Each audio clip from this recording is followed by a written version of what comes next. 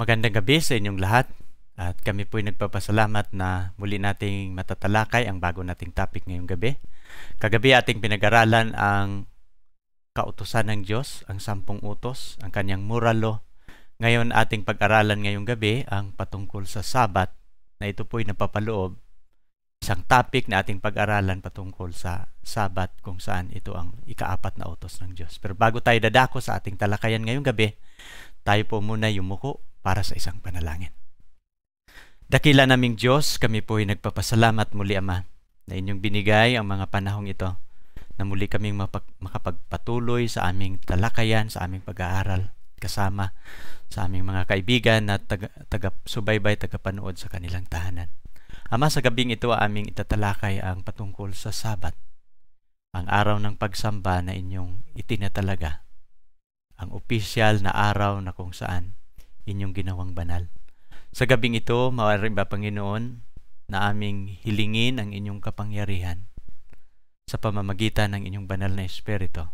Pagpapalain ninyo, Ama, ang gawaing ito, ang mga tagapakinig namin, manunood sa kanilang television at sa mga computer, sa internet. Umaasa kami, Panginoon, na ang aming pag-aaral ngayon, magiging kabahagi sana ito sa lahat ng nagnanais magkakaroon ng kaligtasan.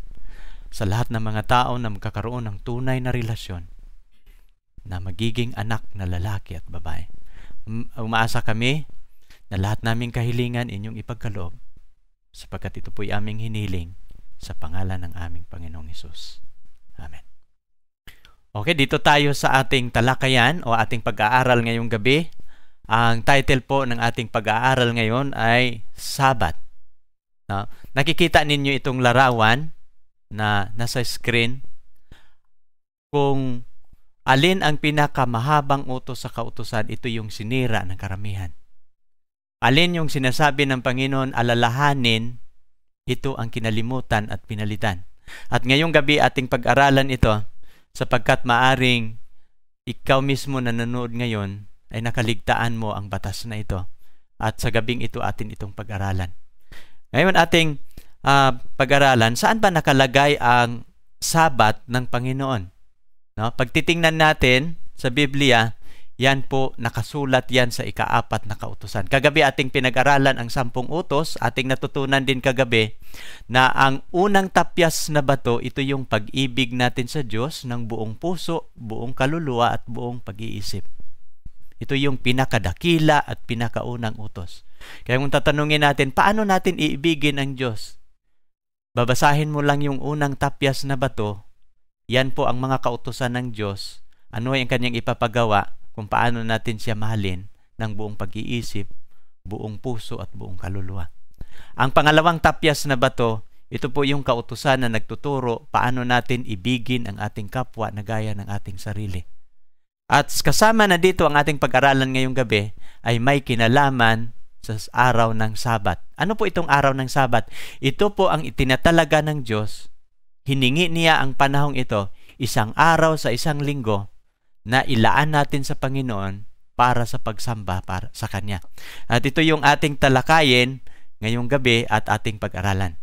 Now, ang kautusan ng Diyos, no, pagtitingnan natin, ito po yung Kanyang tipan.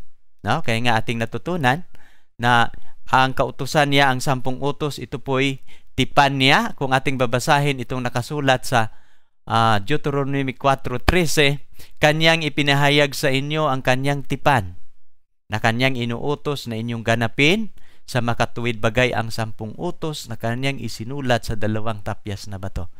Kagabi ating tinatalakay ang patungkol sa tipan.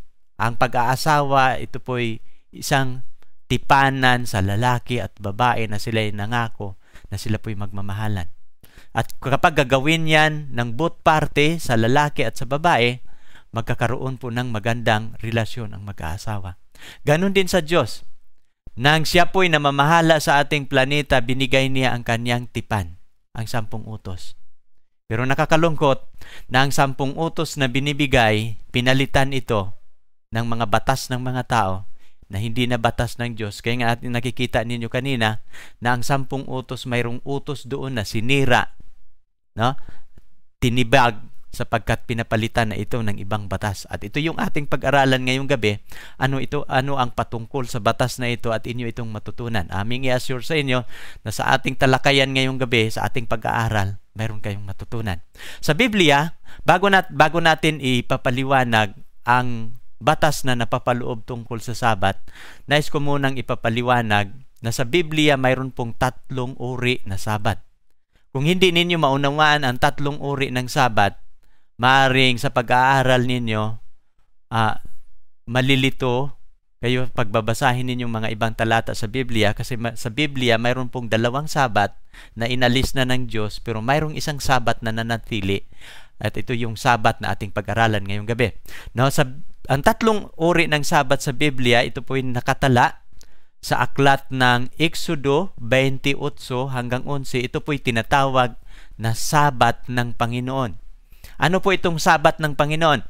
Nang nilalang ng Panginoon ang ating sanlibutan sa paglalang sa Genesis 1 at saka 2, ginawa niya ang unang araw hanggang ika-6, binasbasan lang nakita lang ng Diyos na mabuti. Pero nang ginawa niya yung ika-7 araw, mayroon siyang 3 bagay na ginagawa doon sa paglalang. At dito po niya ginawa ang mga espiritual na mga bagay, siya po'y nagpahinga, binasbasan, at ginawa niyang banal. At sa 10 utos, tinatawag po ito na ito po'y Sabat ng Panginoon.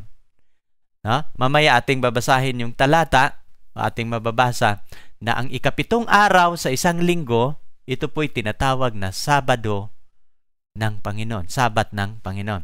Ano naman itong ikalawang Sabat? Ang ikalawa, ito po'y tinatawag na Sabat ng mga Hudyo. At ang batas na ito, wala na ito ngayon.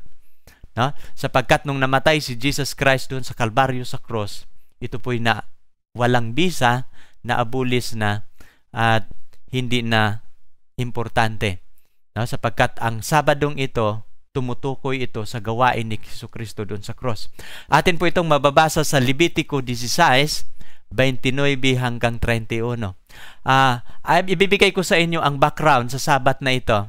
Sa santuario ng Panginoon, mayroong tinatawag na Holy Place at saka Most Holy Place. Ang santuario ng Panginoon, nahati ito sa 3 apartment. Yung sa labas ay tinatawag yun na court. Pero sa loob ng court, mayroong 2 importanteng kwarto. Ang una ay tinatawag na Holy Place apartment, tapos ang pangalawa ay Most Holy Place.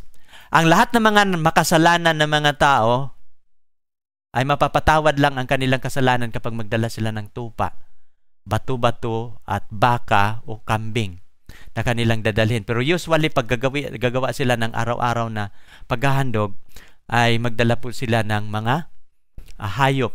At ang mga pari at ang makasalanan, sila po ang naglilingkod. At ang taong makasalanan, ikukumpisal niya ang kanyang kasalanan. Mayroong tinatawag na daily service at saka yearly service. Ang tao, ikukumpisal niya ang kasalanan doon sa hayop, siya mismo ang papatay, ibibigay niya ang dugo sa pari, at ang pari naman, iwisik naman niya ang mga dugo doon sa mga apartment.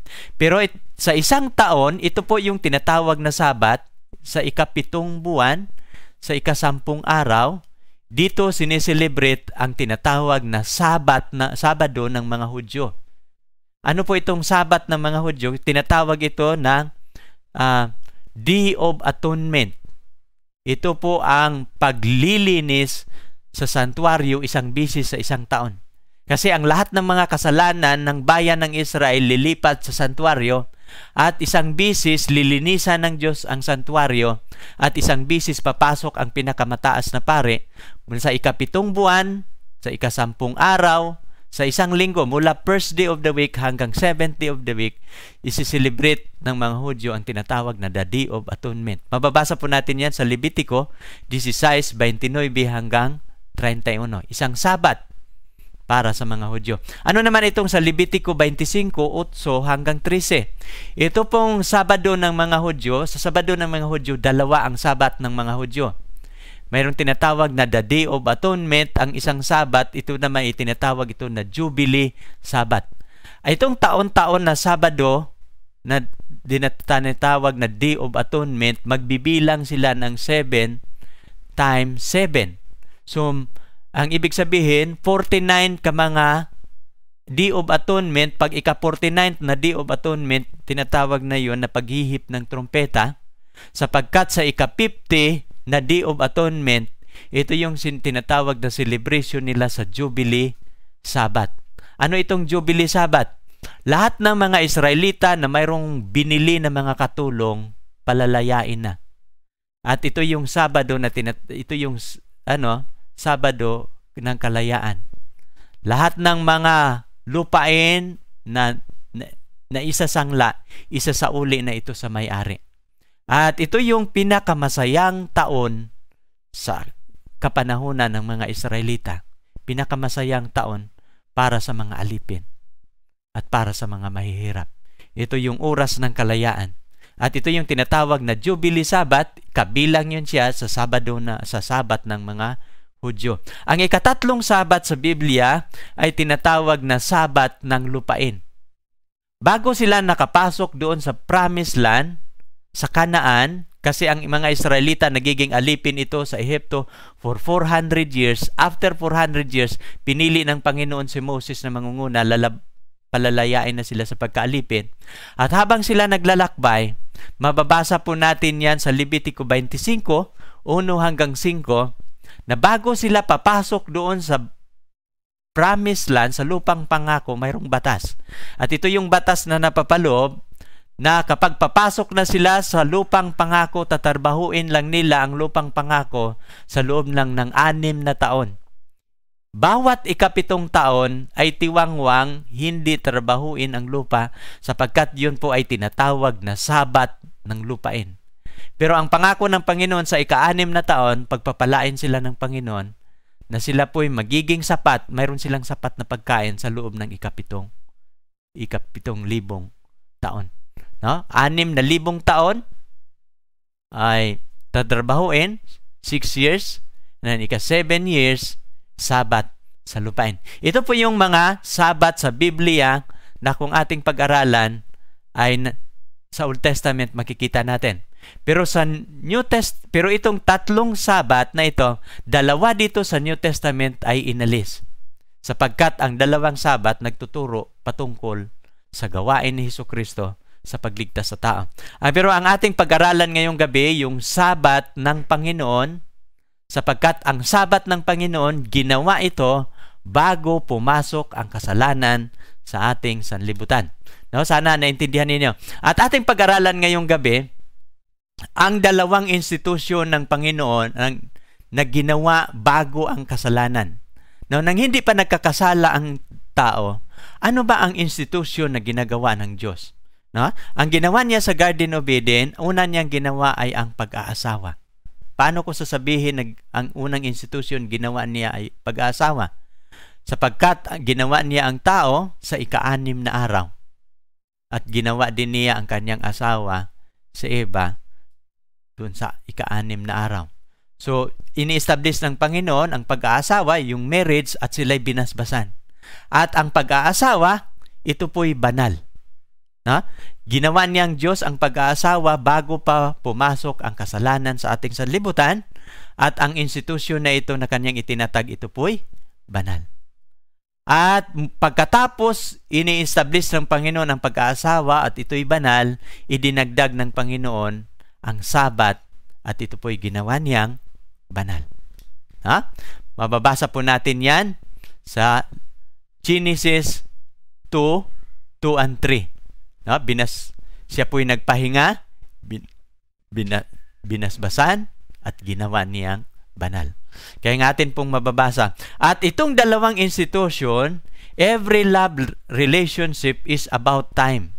It needs enough time. Napapansin ba ninyo? Itong 2 institution na ito, parihong nangangailangan ng panahon. Bakit sasabihin ko nangangailangan ng panahon? Alam ninyo sa mag-aasawa, alam ninyo kung bakit ang ating society ngayon, maraming mga tahanan na sisira, maraming mga tahanan na nahiwalay, hindi nagkakasundo. Alam ninyo kung anong kulang? Wala silang panahon sa isa't isa.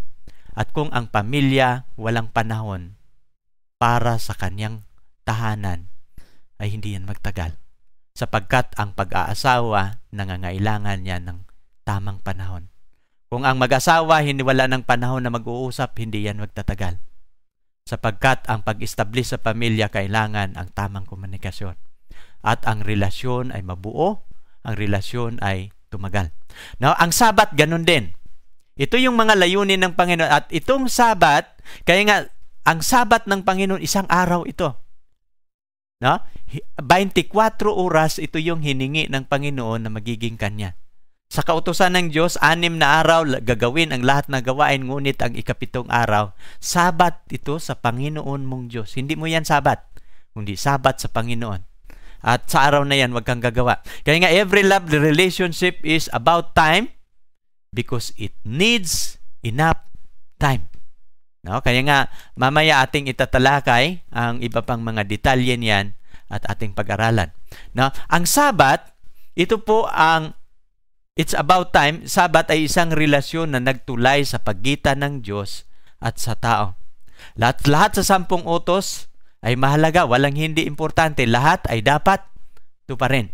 Na kung tutuparin mo ang 10 utos, kasama mong tutuparin ang Sabat ng Panginoon.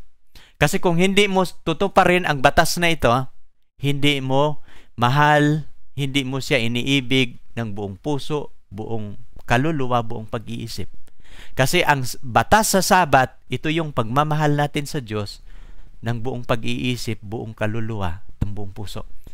So sana ay ating maintindihan ito ngayong gabi. Mayroon tayong pag-obserbar, no?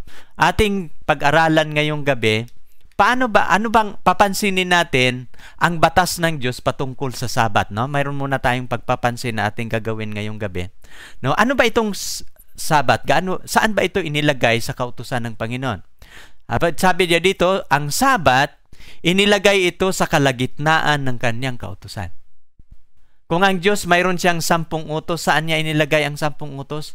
Nasa pinakalagitnaan sa 10 utos ng Diyos ang batas niya sa Sabat. Pangalawa, ang batas na ito, pag inyong papansinin, inyong titingnan sa Biblia, ito po ang pinakamahabang utos ng Diyos. Alam niyo sa 10 utos, mayroong 3 na mahabang utos dyan. Ang unang pinakamahaba ay ang Sabat. Ang pangalawa na huwag kang gagawa ng larawang inanyuan. At ang pangatlong mahaba ay ang huwag kang mag-iimbot. At ang pinakamahaba sa utos ng Diyos ay ang Sabat ng Panginoon. At ang pangatlo, ito yung ating papansinin natin, no? At nag-umpisa siya sa salitang alalahanin. Pagpapansinin ninyo yung 10 utos, maraming sinasabi dyan, huwag kang papatay, huwag kang mangangalunya, huwag kang magnakaw. Mapapansin nyo, puro huwag. Huwag kang gagawa ng larawang inanyuan, huwag mong gagamitin ang pangalan ng Panginoon, huwag kang magkakaroon ng ibang Diyos. Pero ito lang ang batas ng Sabat ang nagsasabi na nag-umpisa, alalahanin mo ang araw ng Sabat. Kasi alam ng Diyos na sa huling kapanahunan, papalitan ito ni Satanas. No? Papalitan niya ng ibang araw, pero ang batas ng Diyos, alalahanin mo.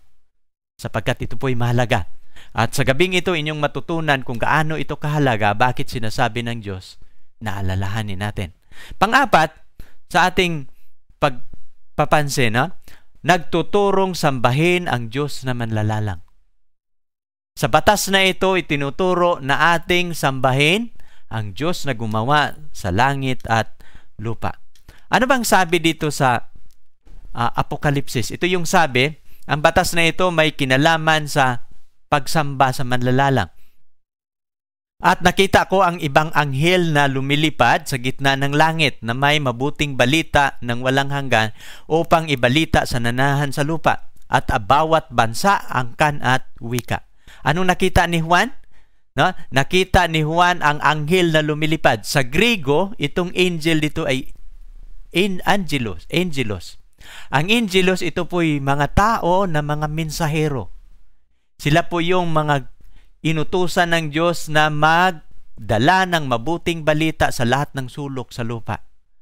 Pero ang dala nilang mabuting balita ay walang hanggang ibalita para sa nananahan sa lupa at lahat ng bansa, angkan, wika at bayan. So ibig sabihin, itong pangangaral na ito worldwide. Pero anong pangangaral na kanilang sinasabi? At sinasabi niya ng malakas na tinig, matakot kayo sa Diyos, magbigay kaluwalhatian sa Kanya, sapagkat dumating na ang panahon ng Kanyang paghatol.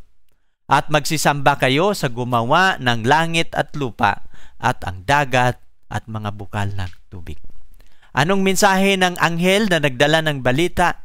Matakot kayo sa Diyos, sasambahin ninyo ang Diyos na gumagawa sa langit at lupa, at dumating na ang araw, ang oras ng Kanyang paghatol.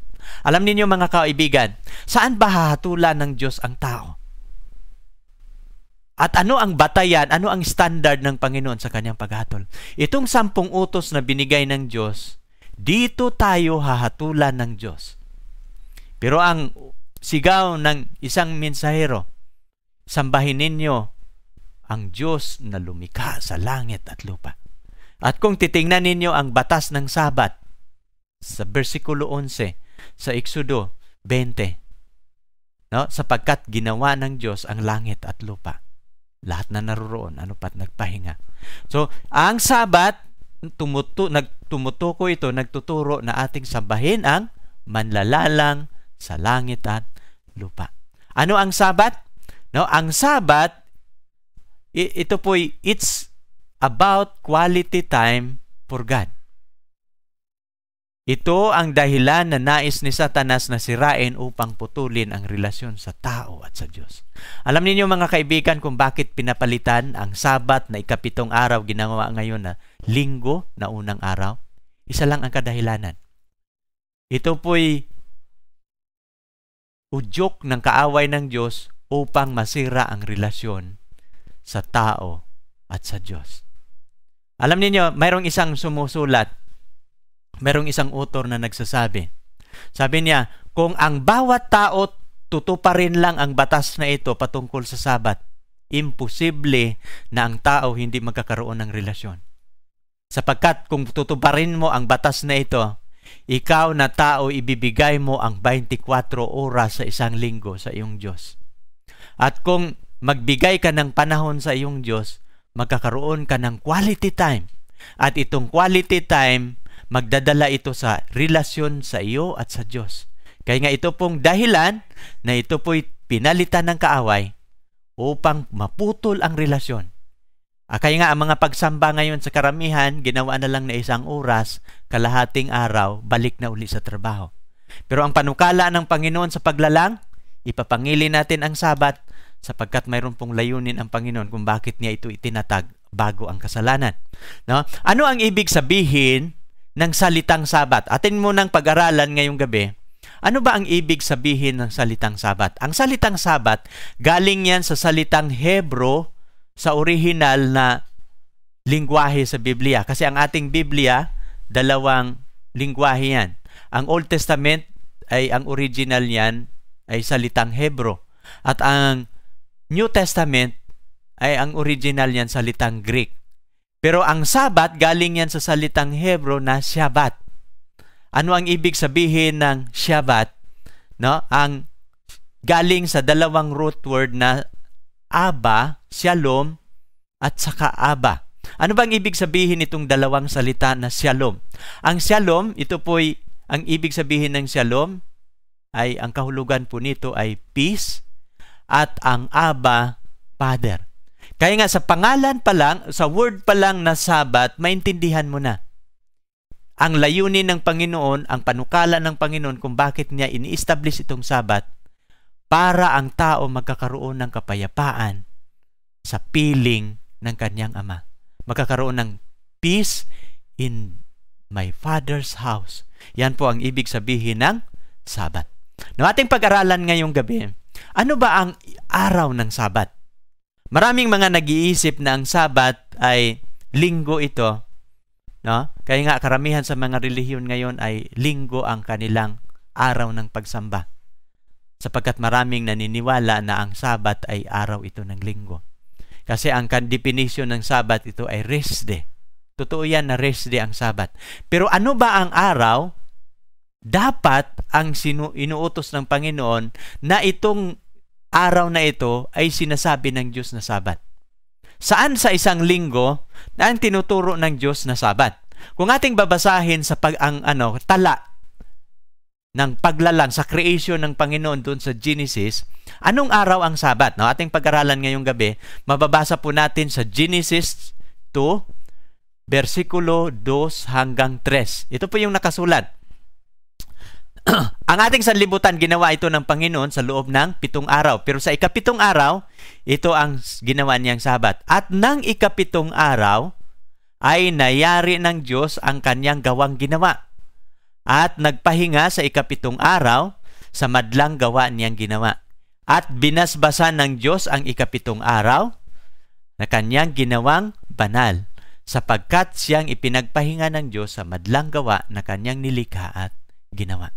Mayroon pong 3 ginagawa ang Panginoon sa araw na ito. Una, siya po'y nagpahinga. Mayroon mga discussion, mayroong mga talakayan. Bakit kaya ang nagpahinga ang Diyos sa araw na ito? No? Ibig bang sabihin siya po'y napagod sa kanyang paglalang sa loob ng 6 na araw? No, hindi. Pag ating babasahin ang aklat ng Isaya, ang Diyos ay hindi napapagod ni nalalanta. Pero bakit siya nagpapahinga dito? Sapagkat panukala ng Diyos na kung saan siya nagpapahinga, ibibigay niya ito sa mga tao para din magpapahinga sa kanilang mga gawa. Alam ng Panginoon na ang mga tao maaring magtatrabaho within 7 days, pero naglaan ang Panginoon ng 1 araw na ang tao magpapahinga sa kanyang piling.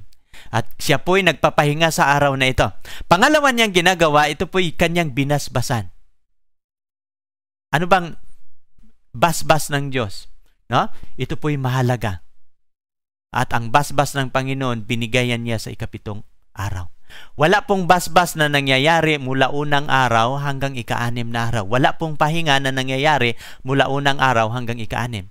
At dito yung pinakamahalaga sa araw na ito, hindi lang siya nagpahinga, hindi lang niya binasbasan. Sa ika-7 araw, ginawa niya itong banal. Sa ibang translation sa Biblia, kanyang pinangilin. Ano ba itong pinangilin? He set aside. He make it special. He hallowed it. No? At ibig sabihin yan, ito po yung ginawa niyang banal. He sanctified sa English. No? Ang paggawa ng banal. At sa araw na dito po, tinatalaga ng Panginoon na opisyal na ito po ang araw na panukala ng Diyos na gagawin niyang araw ng pagsamba, at ito po yung sinulat ng kanyang mga daliri doon sa 10 utos ng Diyos. Nang bumaba ang ating Panginoon doon sa bundok ng Sinai, ito po yung sulat niya kung paano binigay niya ang batas na ito. Atin pong babasahin, anong araw ang Sabat? Araw po ito ng ika-7. Kung ating babasahin ang 10 utos, mababasa po yan sa Exodo 20, 8 hanggang 11. Ito po yung nakasabi sa 8 hanggang 9. Hindi ko lang na dito. Pero sabi niya dito, alalahanin mo ang araw ng Sabat at ingatan itong banal. 6 na araw, gagawin ang lahat na gawain. Pero sa versikulo 10, atin pong babasahin ang versikulo 10, sapagkat dito po naka-specify, no? Ngunit ang ika-7 araw ay Sabat sa Panginoon mong Diyos. Sa araw na yan, huwag kang gagawa ng anumang gawa. Ikaw ni ang iyong anak na lalaki, ni babae, iyong aliping lalaki, ni babae, ang iyong baka, ang iyong taga-ibang lupa na nasa loob ng inyong pintuang daan. Sapagkat sa 6 na araw, ginawa ng Panginoon ang langit at lupa, lahat na naroroon. Niyang pinagpala at ginawa niyang banal. Hindi ko lang nasulat lahat ito sa ating screen, pero mapapansin ninyo, anong araw ang Sabat? Ito po'y ika-7 araw. Titingnan ninyo ang inyong kalendaryo. Ang kalendaryo sa inyong tahanan, isa nating referensya yan. Anong unang araw sa inyong kalendaryo? Maraming nagsasabi na ang Sabat ng Panginoon, ito po'y linggo. Pero maaaring sabihin mo rin, tatanungin kita, anong araw dapat? Ang tamang araw na inuutos ng Panginoon na nakasulat sa Biblia, ito ba'y linggo, Biyernes o Sabado? Ang buong sanlibutan ngayon, mayroong 3 araw ginawa nilang pinakapangilin, pinakaaraw ng pagsamba. Ang Muslim, ang kanilang pangilin ay araw ng Biyernes. Ang Adventist o ang Israel, Sabado, at lahat na relihiyon ngayon, Linggo. Pero alin dito ang tama? At alam ninyo, itong tatlong mga araw, katulad din ito doon sa Kalbaryo, sa cross. Tatlong nakabayubay doon sa cross. At saan doon si Jesus sa tatlo? Nasa kalagitnaan. At tatlong araw din ang pagsamba na pinipili ng karamihan ngayon. Pero saan ba dito sa tatlo ang nakasulat sa Biblia na inuutos ng Panginoon? At alam ninyo kung saan ang utos ng Diyos, doon tayo dapat, sapagkat hahatulan tayo ng Diyos kung hindi natin ito susundin. No? Pero sabi dito sa ating talata, ngunit ang ikapitong araw ay Sabat sa Panginoon mong Diyos. Maraming mga taong nagsasabi, yung Sabat ay araw yan ng pahinga. Kahit anong araw pwede akong magpahinga, pwede sa Miyerkules, pwede Biyernes. Yan. Tama yung sinasabi mo. Ang araw ng Sabat ay pahinga. Ang pahinga mo, pwede kang magpahinga ng Martes, Miyerkules, pwede kang magpahinga. Pero papansinin ninyo yung talata, kaninong pahinga ito ang tinutukoy dito? Ang iniisip mo, pahinga natin. Pero pag titingnan mo yung talata, ngunit ang ikapitong araw ay Sabat sa Panginoon mong Diyos. Hindi po ito tungkol sa iyong Sabat. Hindi po ito tungkol sa iyong pahinga, ngunit ito po'y pahinga patungkol sa iyong Diyos. Kaya nga ito po'y mahalaga, sa araw na yan, huwag kang gagawa ng anumang gawa. Ang ibig sabihin, hinihingi ng Panginoon yung whole day ng ika-7th day, yung 24 hours, nais ng Diyos na hingiin niya sa iyo para magkakaroon kayo ng matibay na relasyon. At kung gagawin mo ito, magkakaroon ka ng tunay na kasayahan sa paglilingkod. Ating titingnan ngayon, maliban sa ating referensya na kalendaryo, nakikita ninyo. At isa pa yung aking papansinin pala dito, ang pagtitingnan ninyo sa English grammar, ang article dito na ginagamit ay da. No, ano bang ibig sabihin na article pag gagamitin ang da? But the seventh day. Ano bang ibig sabihin? Definite article yan. Pag sasabihin niya na da, ang ibig sabihin yan, ang ikapito, wag mong papalitan ng ibang araw. Alin sa 6. Na pag gagawin mong linggo, hindi yan ang napapaloob sa talata sapagkat ang talata tumutukoy na ang Sabat ng Panginoon, yung ikapito. Kung mayroon kayong kalendaryo, yung ikapito ang tinuro ng Diyos na tamang Sabat. No? Pag sinasabi niyang Sabat, yan, kahit anong araw, pwede ka mamimili. Pero ang ginagamit niyang article ay Sabat, no? Ay da Sabat. Ating titingnan ngayon ang Encarta. May Crucif Encarta, mayroon ako ditong nasa screen ating makikita. Pag titingnan natin ang may Crucif Encarta, atin pong mapapansin na pag i-type ninyo yung salitang Saturday, no, sapagkat pag titingnan ninyo ang inyong kalendaryo, ang ikapitong araw ay Saturday. O hindi linggo, napapansin niyo, hindi Biyernes. No, pag titingnan ninyo sa may Crucif Encarta, ang salitang Saturday, nakasulat dito, ito po'y plurals, nasabi niya plural noun, 7th day of week. Ano ang Saturday? Ano yung ikapitong araw na sinasabi ng Diyos ng Sabat? Ito po'y Saturday at hindi Sunday. Ating subukan titingnan ang salitang Sunday. No? At sabi niya dito, ang Sunday, first day of week. First day ang Sunday. Na mapapatid, at ito yung nakakalungkot, tinatawag niya itong Sunday na Christian Sabbath Day.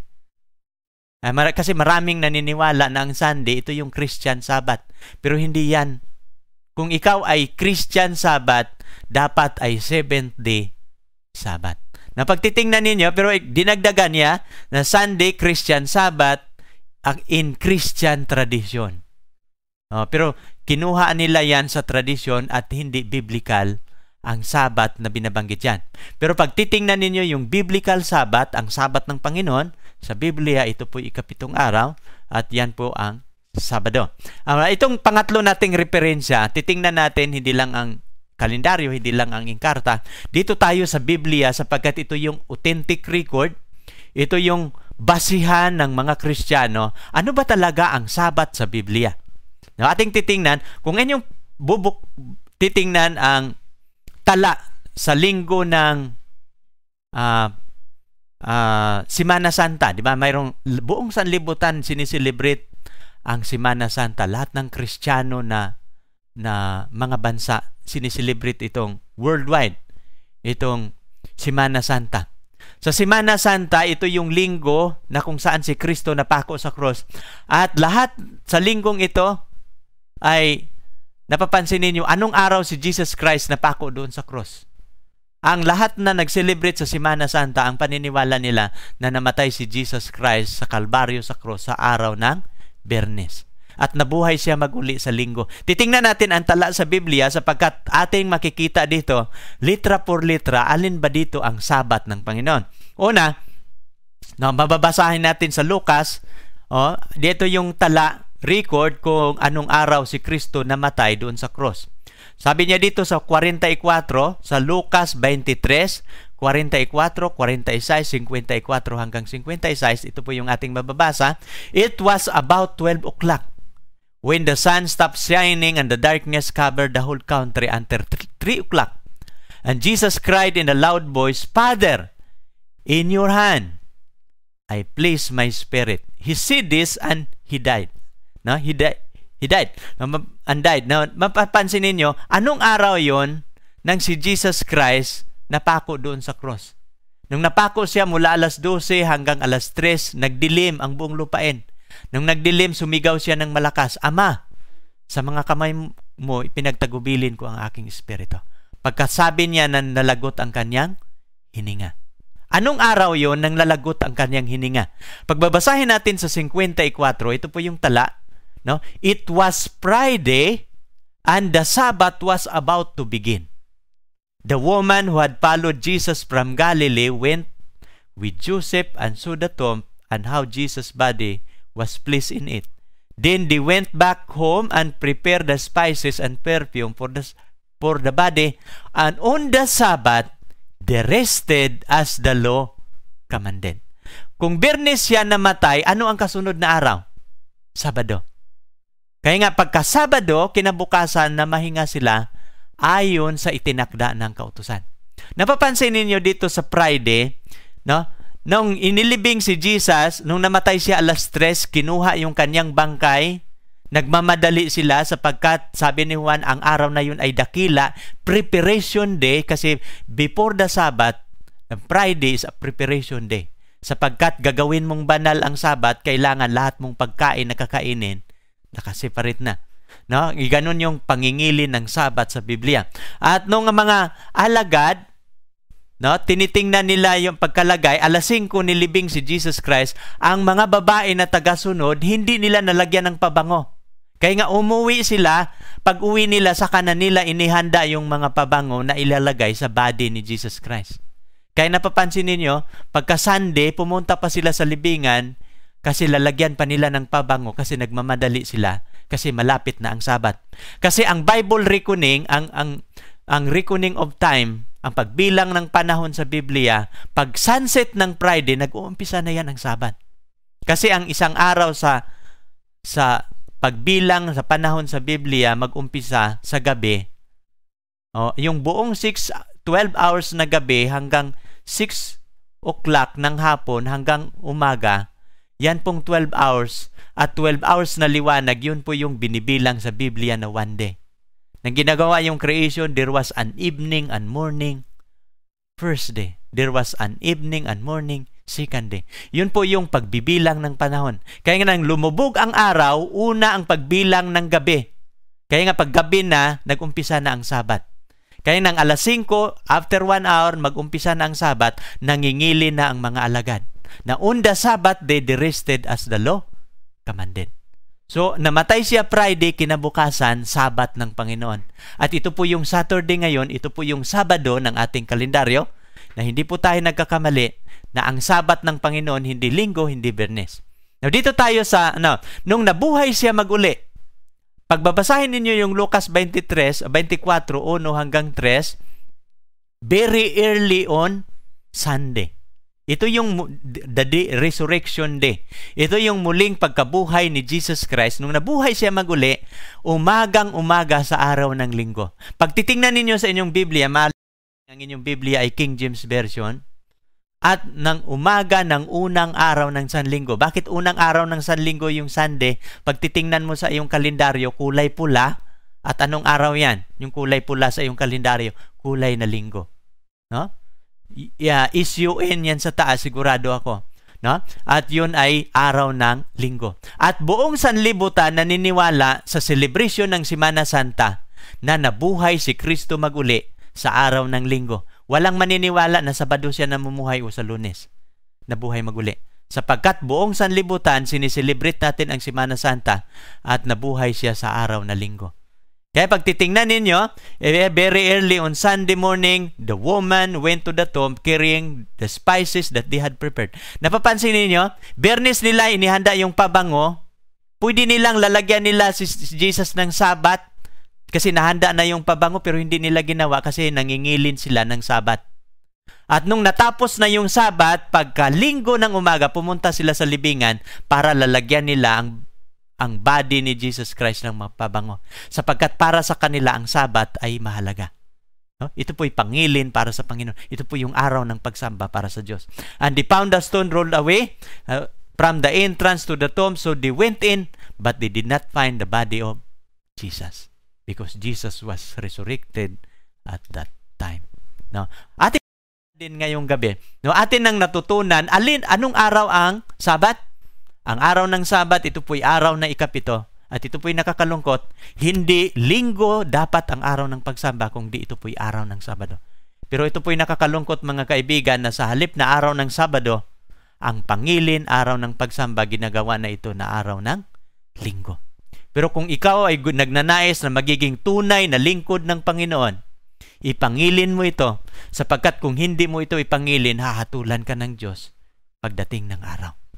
No? At ating pag-aralan ngayong gabi, alam ko na naintindihan mo na kung anong araw ang Sabat. Ating pag-aralan ngayon, para kanino ang Sabat? Kasi marami din, ating itatalakay din ito ngayon, marami ding mga mangangaral, o kahit ang ating mga kasama, ang mga kapatid, o na mga mangangaral, katulad ng mga dating daan. Sasabi nila, huwag kayong maniniwala sa turo ng Sabat kasi ang Sabat para lang yan sa Israel. No? Ang Sabat ay hindi yan para sa lahat ng bansa, para lang yan sa mga Israelita. Tayo po yung mga Pilipino at para lang yan sa mga Hudyo. Ang Sabat hindi yun binigay sa Pilipino, binigay yan sa mga Israel. Kaya nga pag sa Pilipino, Sunday, dun sa Israel, Sabat. Totoo ba yan? No? Atin pong babasahin dapat, ano ba ang nakasulat sa Biblia? Mayroon bang nakasulat na ang linggo para sa Pilipino? Ang Sabat para sa Israel? Ito po yung ating pag-aralan ngayong gabi. No, para kanino ang Sabat? Ito yung ating tatanong. Kapag ating ang Sabat ay para ito sa kanino? At sinasabi niya sa kanila, ginawa ang Sabat ng dahil sa tao at di ang tao ng dahil sa Sabat.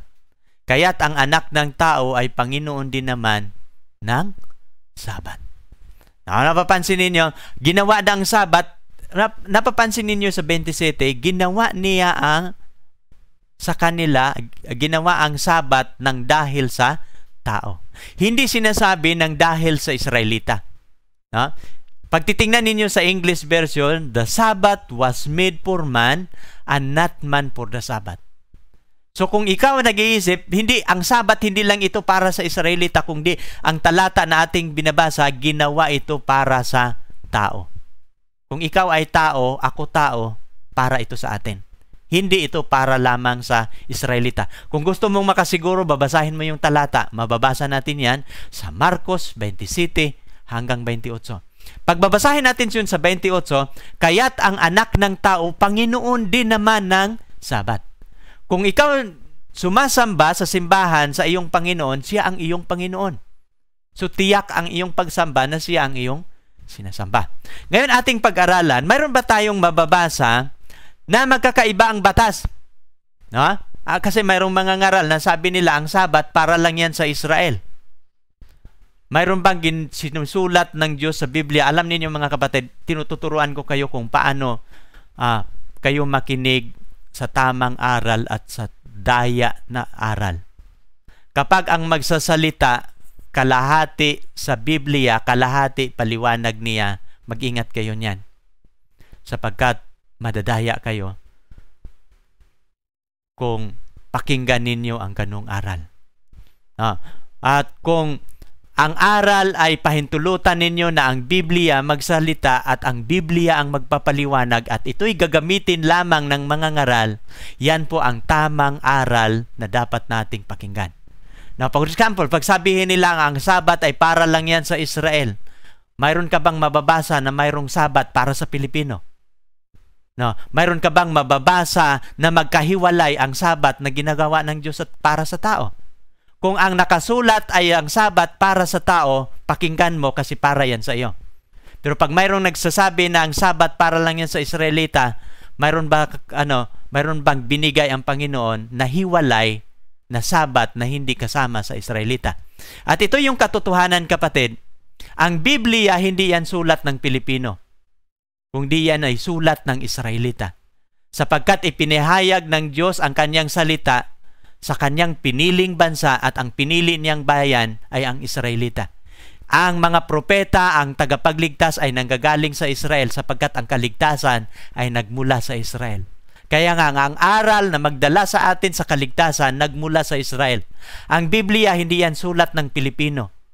Kaya nga hindi natin huwag ninyong paniwalaan kung mayroong naninira patungkol sa Sabat sapagkat ay kailangan natin ang authentic na pagpaliwanag sapagkat ang katotohanan ng gagaling ito sa bansang Israel.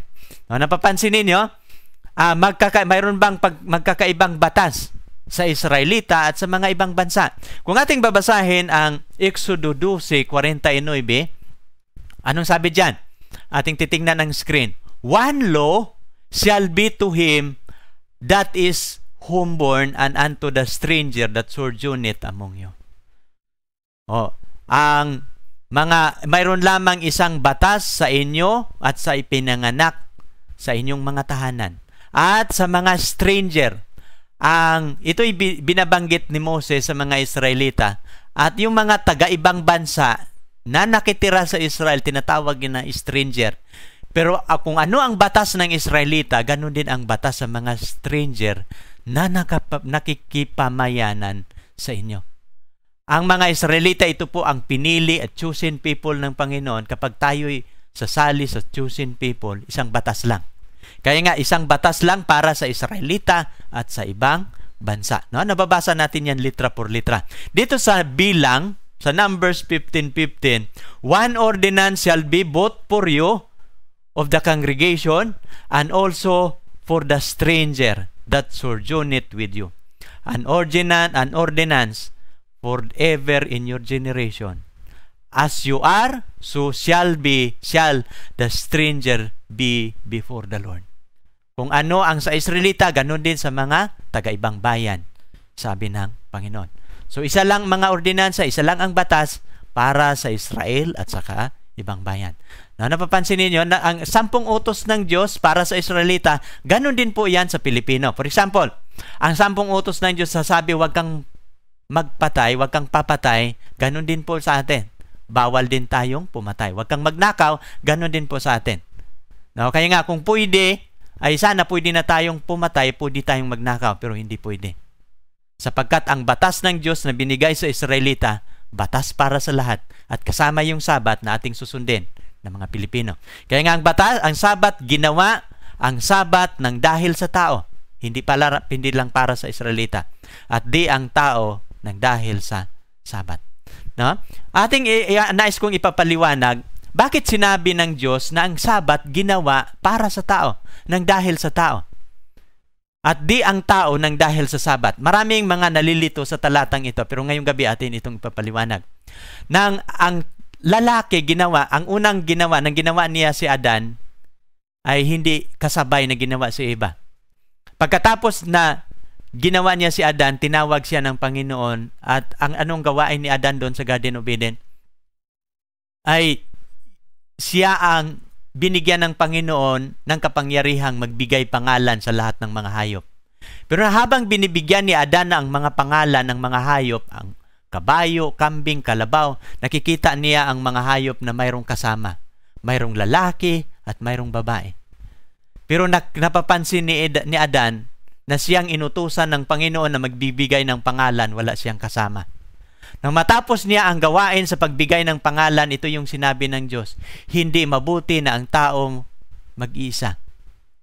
Gagawa tayo ng kanyang magiging kasama. So ang ginawa ng Panginoon, pinatulog niya si Adan at nagkakaroon ng first surgery sa katawan ni Adan. Kinuha niya ang tadyang ni Adan, no, sa kaliwang bahagi ng kanyang tadyang, at yung pinatulog niya si Adan at ginawa niyang babae sapagkat ang babae ay pangangailangan, no? In order for nang nakita ang Diyos na ang tao malungkot, para ang tao magiging masaya, magkakaroon siya ng maranasan niya yung happiness, ginawa ng Diyos ang babae. For the happiness of man, God created a woman. Pero nakita ng Panginoon sa paglalang na bagamat mayroong babae, kung wala siyang relasyon sa kanyang manlalalang, ay hindi nila maranasan ang kapayapaan. No? Kaya nga, ginawa ng Panginoon ang Sabat. At ang Sabat, ini-establish niya ito sa creation bago nagkakasala ang tao. Kaya nga, pag ating babasahin dito sa talata, ginawa ang Sabat ng dahil sa tao. Gusto ng Diyos na magkakaroon siya ng relasyon, panahon na ibibigay ng tao sa kanyang Diyos, at kung magbibigay siya ng panahon, magkakaroon siya ng relasyon sa kanyang manlalalang. At kung magkakaroon siya ng relasyon sa kanyang manlalalang, magkakaroon siya ng kapayapaan. No? Kaya nga ang talatang ito, ginawa ang Sabat ng dahil sa tao at di ang tao ng dahil sa Sabat. Pero ang ginawa ng tao ngayon, sa halip na ang Sabat ginawa para sa tao, ang tao ngayon ang gumawa ng Sabat para sa kanyang sarili. Kaya nga pinalitan niya ang Sabat ng Panginoon, ginawa nilang linggo. At ito po'y maling paraan ng pagsunod natin sapagkat ito po'y wala sa kautusan ng Diyos. Wala sa kanyang panukala. Kaya nga atin pong mababasa, no, na kaya't ang anak ng tao, Panginoon siya sa araw ng Sabat. Kung hindi tamang Sabat ang iyong pinapangilin, hindi ka nagsumamba sa tamang Diyos. No? Bakit niya ito binibigay sa tao? Ulitin natin. For the happiness of man, God created a woman. Ngunit nakita ng Diyos na ang kapayapaan, no, hindi maranasan ng tao kung siya'y hiwalay sa kanyang manlalalang. Kaya ginawa niya ang Sabat, nais ng Diyos na siya po'y makipagrelasyon. Now, dito tayo sa kasunod. No? Kaya nga, ito lang ang batas na bago niya isinusulat sa bundok ng Sinai, inuutos na ng Diyos na sundin. No, napapansin niyo, saan ba mababasa natin ang Sabat na kapitulo sa Biblia? Mababasa po natin yan sa chapter 20 ng Exodo. Pagbabasahin ninyo yung chapter 20 mula 1 hanggang 17, yan po ang 10 utos ng Diyos. Pero bago sa kapitulo 20, sa kapitulo 16, inuutos na ng Diyos na ganapin yan. No? Napapansin niyo yung tala, ang mga Israelita wala silang pagkain sapagkat hindi sila nagtatrabaho para makakain nung sila'y naglalakbay mula sa Ehipto papuntang Kanaan. No, sila po'y naglalakbay sa ilang for 40 years. At habang sila naglalakbay sa wilderness, ay wala silang pagkain. Ang Panginoon ang nagbibigay ng pagkain, at ang pagkain at tinapay na kanyang pinapaulan sa madaling araw. Bago sisikat ang araw, pupulutin nila yung tinapay. At ang tinapay na ito, tinatawag ito sa Biblia na mana. No, mana. No, pag itong mana na pupulutin nila, mayroong instruction ng Panginoon doon sa kapitulo 16 na ang mana na mauulan sa kanila araw-araw, 1 omer lang sa bawat pamilya ang kanilang pupulutin. Nakikita ninyo yung hawak ng bata? Ito po 1 omer. At ang instruction ng Panginoon, bawat araw 1 omer, sapat na yun sa bawat pamilya. Maliit o malaki, magiging sapat yan sapagkat pinagpala ng Panginoon yan. Pero napapansin ng mga Israelita, kapag kukuha sila ng 2 omer, ay hindi kinabukasan, inuuod yan. Pero napapansin ng Panginoon, inuutos ng Panginoon, sa ika-6 na araw, dapat 2 omer ang kanilang pupulutin. At sa araw ng Sabat, hindi mabubulok ang mana na kanilang pinupulot. Inuutos na ng Panginoon at sa araw ng Sabat, mayroon pa rin mga Israelita lumabas para mamumulot. At ito po'y dinakip ni Moses, humaharap sa kanyang harapan at sabi ng Panginoon, hanggang kailan ko pagtitiisan ang mga taong ito na mga matigas ang ulo na hindi sumunod sa aking kautusan. Sapagkat sa araw ng Sabat, wala silang mapupulot. At sa araw ng Biyernes, 2 omer ang kanilang pupulutin, hindi nabubulok pag araw ng Sabat. Dito tinuturo ng Panginoon ang kahalagahan sa araw ng Sabat sapagkat sa creation pa lang pinagpala at kanyang binasbasan ang araw na ito. Kaya nga, nakikita natin, no, na sila po'y namumulot pag araw ng Biyernes ng 2 omer. Ang Sabat, ito po'y silyo o tatak ng Diyos sa kanyang bayan. No. Gaano ba kahalaga ang silyo sa ating Ang silyo, ito po'y ginagamit sa ating mga dokumento. Pag ang mga legal na dokumento walang silyo, walang dry sealed, ay hindi po matatanggap yan sa mga ahensya ng ating gobyerno kapag walang silyo. Pero itong Sabat na ito, ang batas ng Diyos, ito po ang tatak ng Diyos sa kanyang bayan. No? Siguro mayroon tayong pagkakataon na ating itatalakay ang tatak ng hayop at hindi lang sa Biblia nakasulat ang tatak ng hayop, mayroon pong nakasulat sa Biblia ang tatak ng Diyos. At kung pag-aralan po natin ang Sabat sa Biblia, ito po'y may kinalaman sa tatak ng Diyos. No? Saan po natin mababasa? No? Sa ika-4 na utos, itong Sabat, mababasa natin yan na yan po ay tatak ng Diyos. Ang una nating talata sa 2 Timoteo 2:19, nevertheless, the foundation of God standeth sure, having this seal. Mayroong silyo. The Lord knoweth them that are His.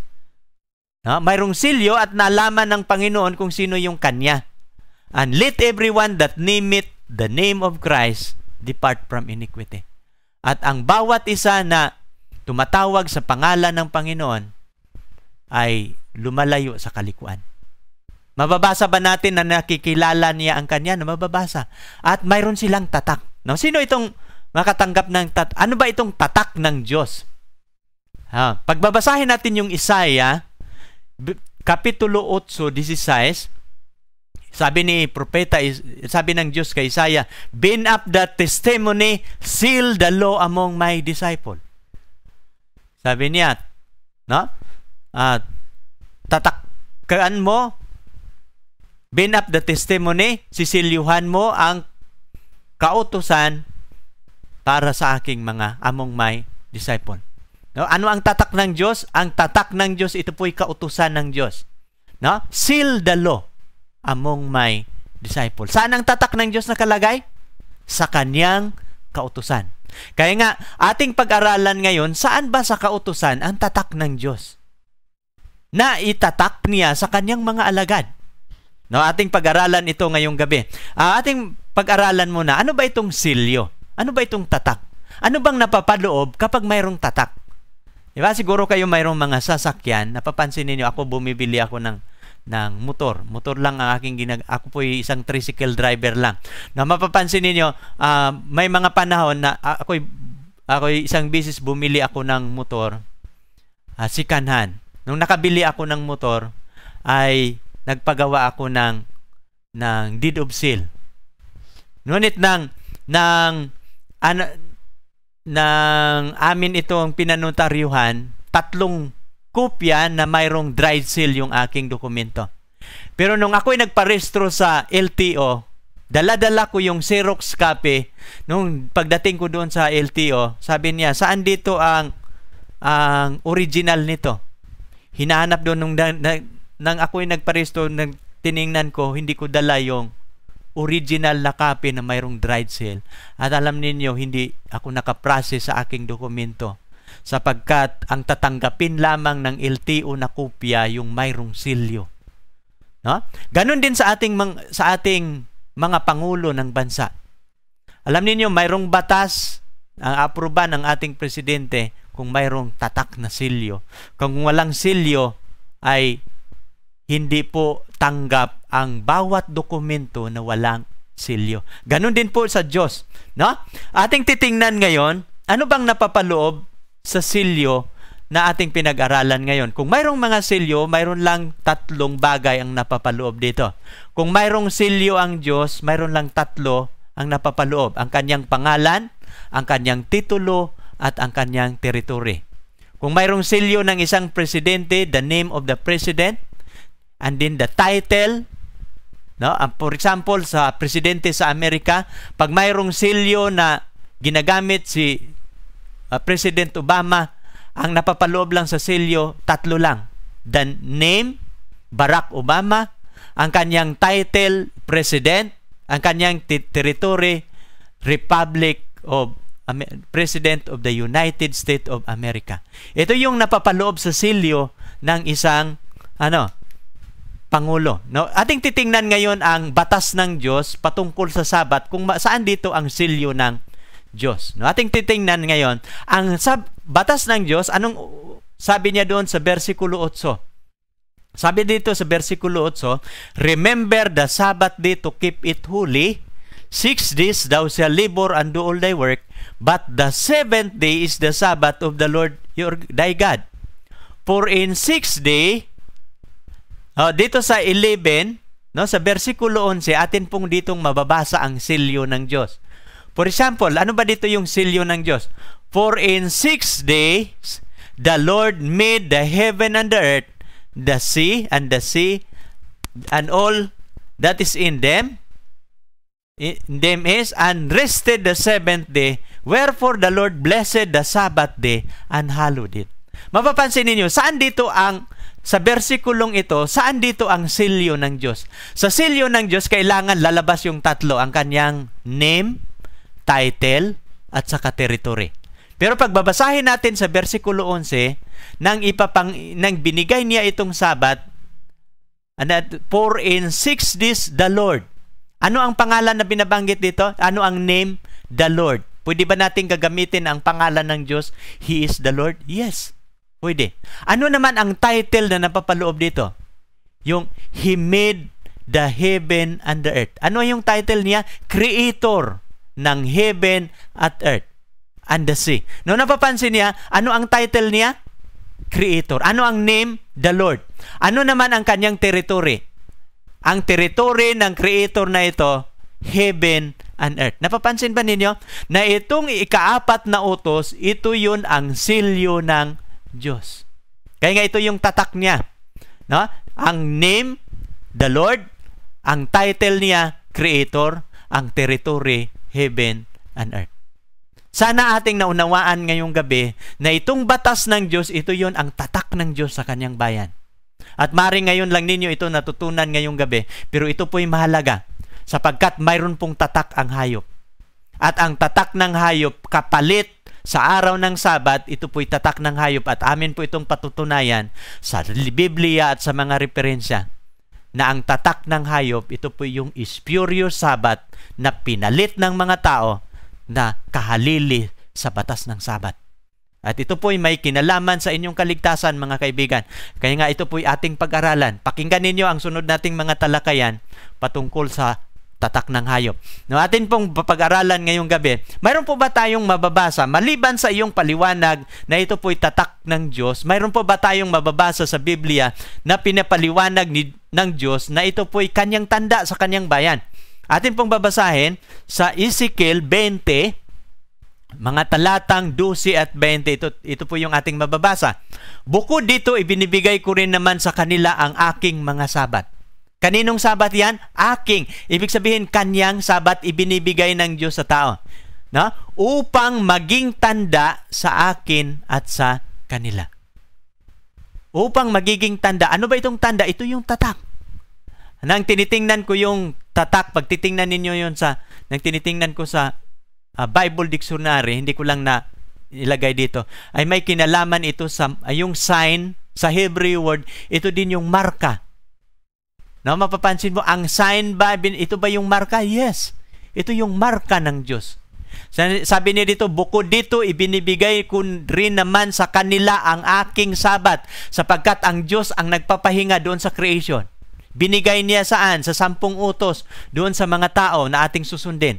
At kung atin itong susundin upang magiging tanda sa akin at sa kanila. upang kanilang makikilala na ako ang Panginoon na nagpaging banal sa kanila. Sino ang nagpapabanal sa atin?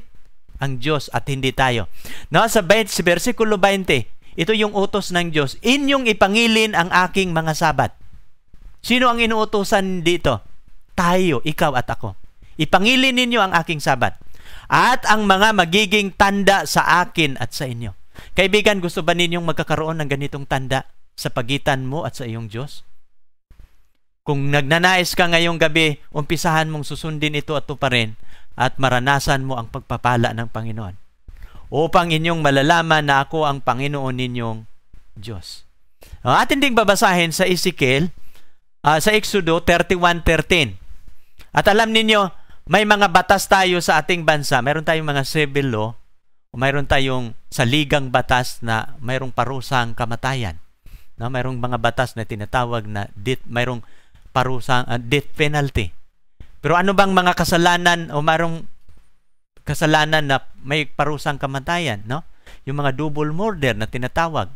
O yung nirape mo tapos pinapatay, pagkatapos ay maaring mayroong parusang kamatayan. Ngunit ngayon wala na yan, no? Nabago. Pero ngayon ating pag-aralan, ano bang parusang mayroong batas ng Diyos na mayroong parusang kamatayan? Kapag ating babasahin ang Exodo 31:13, ito po yung papansinin ninyo yung talata. Speak thou unto the children of Israel, saying, Verily my Sabbath ye shall keep, for it is a sign between me and you throughout your generation, that ye may know that I am the Lord, that sanctify you. Ye shall keep the Sabbath therefore, for it is a holy unto you. Everyone that defileth it shall surely be put to death. For whatsoever doeth any work therein, that soul shall be cut off from among his people. Napapansin ba ninyo sa versikulo 14? No? Sabi niya dito, tatagalugin natin. No? Isasabihin mo sa mga anak na Israel, sabihin mo sa kanila, ipapangilin ninyo ang aking mga sabat, sapagkat ito'y tanda sa pagitan ko at sa inyo sa buong kapanahunan ng inyong lahi.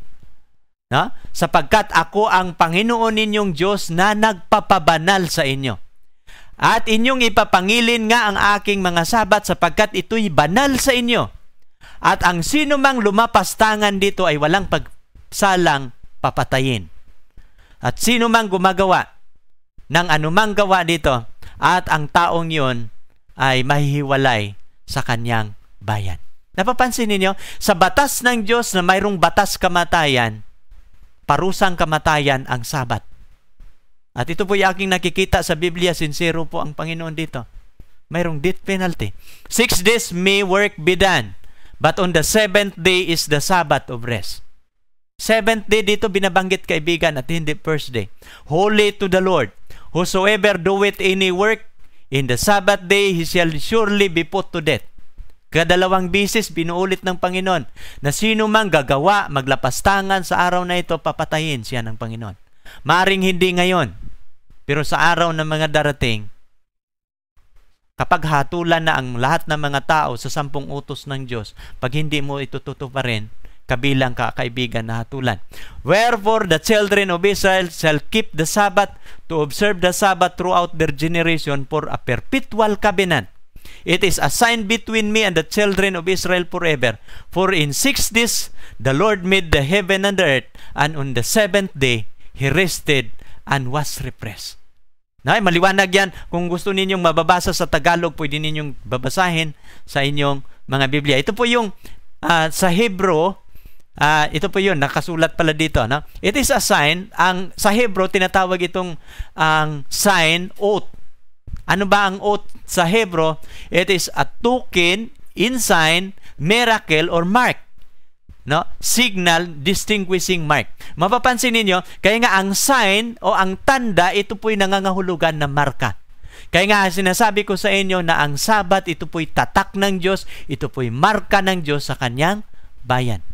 Ngayong gabi, ating napag-aralan, no? Ito po yung mga tala ng Biblia, at hindi po kami nangangaral ng birong pangangaral sapagkat ito pong katotohanan.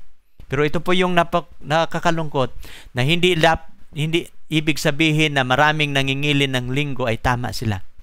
Kailangan atin po itong titingnan sa Biblia, saan po ba dito ang tamang araw na ating ipapangilin, araw ng pagsamba.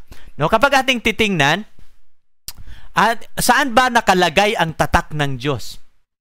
Ang tatak ng hayop nasa kanang kamay at sa kanilang noo. Pagbabasahin natin ang Apokalipsis 13. Pero kung ang Sabat ito'y tatak ng Diyos, saan ito ilalagay ng Diyos? No, sabi niya dito, no, take heed of yourself, that your heart be not deceived, and ye turn aside and serve other God and worship them. For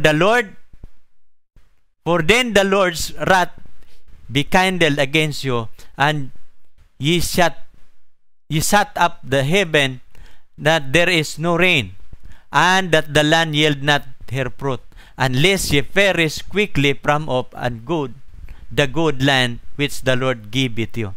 Sabi niya, mapakinggan mo mabuti na ilagay sa ating puso, at wag mong i-turn aside na maglilingkod ka sa ibang Diyos. Sapagkat pag maglilingkod ka sa ibang Diyos, matatanggap mo ang parusa. No, magagalit siya. Pero dito sa versikulo 18, 11:18 ng Deuteronomy, wherefore shall ye lay up this my word in your heart and in your soul. No? Kaya nga ilalagay daw natin ang kanyang salita sa ating puso at sa ating kaluluwa. And bind them for a sign upon your hand, that they may be a frontlet between your eyes. No, napapansin ninyo, ang tatak ng Diyos nasa kanang kamay at nasa kalagitnaan ng ating mata. Ano ba yung nasa kalagitnaan ng ating mata? Ito yung ating noo at ito yung nakalagay ang ating frontal lobe. Kaya nga, ang sabi ang batas ng Diyos na alalahanin, ito po ay may kinalaman sa ating frontal lobe, ating brain, na kailangan ilagay natin sa ating pag-iisip, na kung mahal natin ang ating Diyos ng buong pag-iisip, ilagay natin sa ating frontal lobe na tayo'y magpahinga sa ikapitong araw. At ito po'y pinakatatak sa ating noo at sa ating kamay, ang kautusan ng Diyos. Mababasa din natin sa Deuteronomy 6:6 hanggang 8. Pagbabasahin natin ang batas ng Diyos, no? And this word which I command thee this day shall be in thine heart. Sa 8, and thou shalt bind them for a sign upon thine hand, and this shall be a frontlet between your eyes. So, ang kautusan ng Diyos, ito'y tatak ng Diyos sa ating kamay at sa ating noo. Itong Sabat na tatak ng Diyos, tatak ito sa kamay ng kanyang bayan at sa kanilang noo. Ganon din po sa tatak ng hayop. Ang kapalit sa araw ng Sabat, ito po yun ang tatak ng hayop. Na 666, at atin po yang itatalakay sa susunod nating mga talakayan. And it shall be a sign between thee upon thine hand, a memorial between thine eyes. Mababasa natin yan sa Exodo 13, versikulo 9. No? Sana mga kaibigan ating na unawaan ang ganitong uring pag-aaral, sapagkat bihira lang ninyong mapakinggan ito, ang ganitong mga turo na inyong mapakinggan. No, ngayon ating pag-aralan, sino ang tunay na mga lingkod ng Diyos? At alam ko na ikaw ay matagal nang nagnanais, at kung bakit ikaw nagtatapat sa iyong iglesia, ikaw po'y nais magiging lingkod. Pero ating babasahin litra por litra, sino po ba ang tinuturing ng Diyos? Sino po ba ang mga tinatawag na Diyos na tunay niyang lingkod? Kapag ating babasahin ang Isaiah 56, versikulo 2 hanggang 6, o versikulo 2 at versikulo 6, dalawang versikulo, sabi niya dito sa versikulo 2, mapalad ang taong gumagawa nito, at ang anak ng tao na nanghahawak dito, na nangingili ng Sabat upang wag lapastanganin at nag-iingat ng kanyang kamay sa paggawa ng anumang kasamaan. Now, tatanungin kita ngayong gabi, ano bang ibig sabihin ng salitang mapalad? Mayroon akong tinanong na kaibigan, sabi niya, ang salitang mapalad, Brother John, ito po'y swerte, pinagpala. No?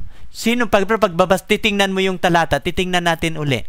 Sino ba ang sinasabi ng Diyos na swerte at pinagpala at sinabi niyang mapalad? Mapalad ang taong gumagawa nito at ang anak ng tao na nanghahawak dito na, na nangingili ng Sabat. Bakit siya swerte? Bakit siya mapalad? Bakit siya pinagpala? No? At wag lang naglapas tangan. Sapagkat sa versikulo 6 dito medyo klaro. No? Nasabi niya dito, gayon din ang mga taga-ibang lupa. Sabi ng iba, sa Israel lang yan. No, hindi. Sabi ng, ang mapalad, yung nangingili ng Sabat. At sino ito? Ang mga Israelita lang ba yung nangingili ng Sabat? Hindi. No? At ating babasahin. Gayon din ang mga taga-ibang lupa na makikilakip sa Panginoon upang magsipangasiwa sa Kanya. At magsiibig sa pangalan ng Panginoon upang maging Kanyang lingkod. Bawat nangingili ng Sabat upang wag lapastanganin at nag-iingat ng aking tipan. Napapansin ba ninyo dito yung upang taga-ibang lupa na magsilakip sa Panginoon upang magsipangasiwa, magsiibig sa pangalan ng Panginoon upang maging Kanyang lingkod? Gusto ba ninyong magiging lingkod? Sino yung Kanyang mga lingkod na nababasa sa talata? Ang bawat nangingili ng Sabat, sila ang mga tunay na lingkod ng Panginoon. Kaibigan, hindi pa huli. Maaring ikaw nagnanais magtapat. Pero kung gusto mong, kung ikaw ay nagsisikap magiging tapat, doon na sa tamang aral ng Panginoon. Doon na sa tamang turo ng Panginoon para ang iyong pagtatapat hindi magiging sayang. Napapansin mo yung may sulat doon sa Kawikaan 16:25 ata yan. Sabi doon sa Kawikaan, may daan na tila matuwid sa tao. Ngunit ang dulo niyaon ay daan ng kamatayan. Maraming mga ang daan na tinutukoy yun mga relihiyon. Maaring ang relihiyon sa tingin mo tama. Matuwid para sa iyo. Pero may hindi lahat ng daan papunta sa Diyos. Kundi may mga daan din na patungo sa kamatayan. Pero natin nang nababasa, atin nang napatunayan sino yung tunay niyang mga lingkod? Ang bawat nangingili ng Sabat. Ating pag-aralan ngayong gabi. Kung gusto ngayong gabi, mayroon siguro iilan sa inyo nagnanais inyo nang naintindihan kung gaano kahalaga ang Sabat. At sabihin siguro ni Brother John, ngayon ko lang napakinggan ang aral patungkol sa Sabat at gusto kong ipangilin yan. Pero paano ko ipapangilin ang Sabat? Ngayong gabi ating pag-aralan ito. No? At kung ating ipapangilin ang Sabat, paano natin ito ipangilin? Ito po yung sulat sa Biblia, no? Paano natin i-observe ang Sabat? Sa Isaiah 58, versikulo 13, if thou turn away thy foot from the Sabbath, from doing thy pleasure, on my holy day, and call the Sabbath a delight, holy unto the Lord, honorable, and shalt honor him, not doing thine own ways, nor finding thine own pleasure, nor speaking thine own ways, then thou shalt delight thyself in the Lord. Na mapapansin ninyo, paano natin ipapangilin ang Sabat? Kapag, no? If thou turn away thy foot from the Sabbath. Kapag inyong iurong ang inyong mga paa sa araw ng Sabat. For example, mayroon kang sariling lakad, ay hindi ka natutuloy. Kasi, hindi ako pupunta doon kasi Sabat ngayon. Bakit? Huwag kang lalakad sa iyong sariling lakad. Ito yung paraan kung paano mo ipapangilin ang Sabat. Kaya nga sabi ng Panginoon, 6 na araw gagawin ang lahat ng gawain, 7 araw, banal ito para sa Panginoon. Gagawin mo siyang banal, gagawin mo siyang special for the Lord. Sa halip na pupunta ka sa sarili mong lakad, magbabasa ka ngayon ng Biblia. Makikinig ka, pupunta ka ngayon sa simbahan. Huwag kang lalakad sa sarili ninyong lakad, no? From doing thy pleasure. Ano ba? Huwag kang gagawa sa sarili mong kasayahan. O minsan gusto mong mamasyal sa SM, ay wag mong itutuloy kasi Sabat ngayon. No? Kasi yun, on my holy day and call the Sabbath a delight. Gusto mong magiging delight para sa Panginoon, magiging honorable, ay wag mong i-honor mo, no?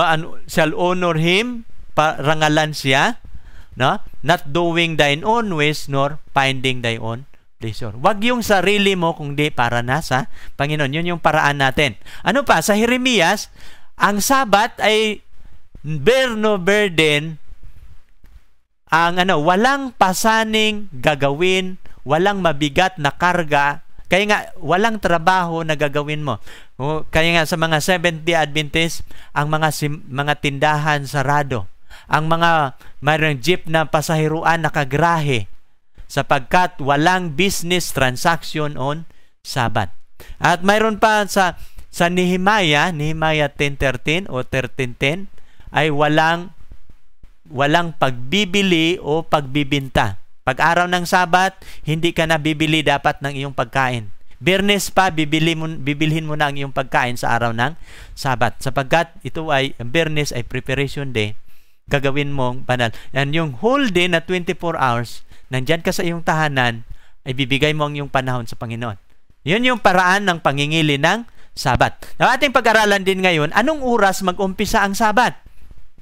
Ang Sabat, ito po ay mababasa natin sa Levitico 23:32, at mula sa paglubog ng araw hanggang sa muling paglubog ng araw, ipapangingilin ninyo ang inyong Sabat.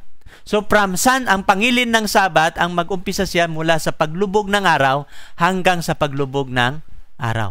So ang pagbilang ng araw ay mula paglubog.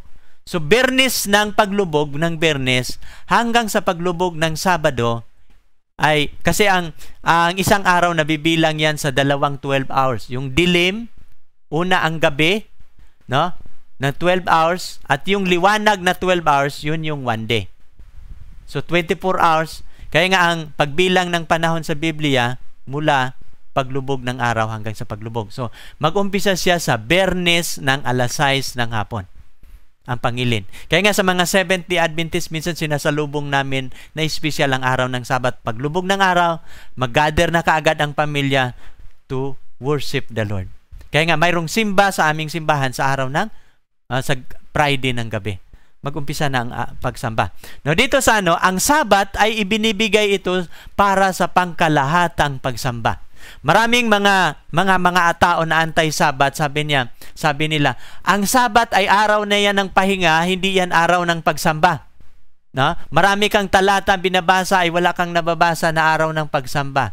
No, hindi yan totoo. Mamaya babasahin ko litra por litra na ang Sabat ito po'y araw ng pagsamba sa harap mismo ng ating Diyos. No, ating babasahin ngayong gabi. No, sa Levitico 23, talatang 3, dito po natin mababasa, 6 na araw gagawa. Datapwat sa 7 araw ay Sabat takdang kapahingahan. Siyang banal na pagpupulong. Ano bang ibig sabihin ng banal na pagpupulong? Sa English, ito po'y tinatawag na Holy Assembly, Holy Convocation.